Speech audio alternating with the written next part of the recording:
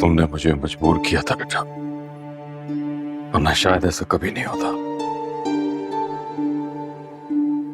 मजबूर तो हम हुए भी उन लोग के सामने, और ये सब आपकी वजह से हुआ है। आपने उनकी वजह से मुझ पे हाथ उठाया है। वो हाथ तुम पर नहीं उठा था, तुम्हें महफूज रखने के लिए था।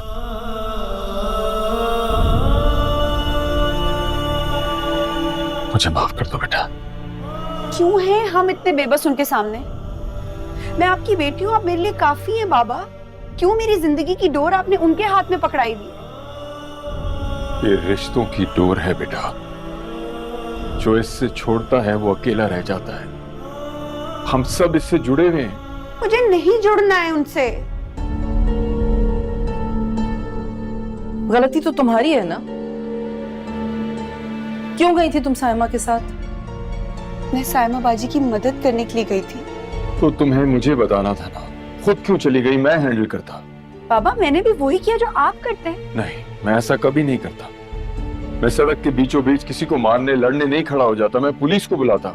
मैंने भी पुलिस को ही बुलाया था, लेकिन पुलिस के पहुंचने से पहले उसका शौहर बीच सड़क पे उसको मारने खड़ा हो गया था। मैं सिर्फ उसे बचा रही थी। जो कुछ तुमने किया वो सबने देखा, सबसे बढ़ के अनवर ने देखा।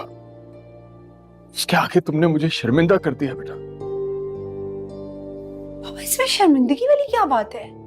किसी गरीब की मदद करना, किसी बेसहारा को इंसाफ दिलवाना, इसमें कोई शर्मिंदगी की बात है? मीरा, एक तो तुम बगैर बताए चली गई, फिर तुमने अनवर भाई के सामने बदतमीजी भी की। मैंने उनसे बदतमीजी नहीं की, मैंने उनको वो कहा जो हकीकत थी। हमारे यहाँ ऐसा नहीं होता। भाभी बेगम को अब हम क्या मुंह दिखाएंगे? वो बार बार कॉल करके बुला रही हैं हमें। तो मुझे ये समझ में नहीं आती कि जिंदगी का हर डिसीजन, जिंदगी की हर एक्सप्लेनेशन हमें उन्हें क्यों देनी पड़ती है। देनी पड़ती है, और तुम्हें वहां चलना भी पड़ेगा। अनवर से माफी भी मांगनी पड़ेगी। मैं क्यों माफी मांगू? मैंने क्या गलत किया है किसी को इंसाफ दिलवाने पे मैं उनसे माफी मांगू? मैंने वो किया बाबा जो बचपन से लेकर अब तक आपने मुझे सिखाया है।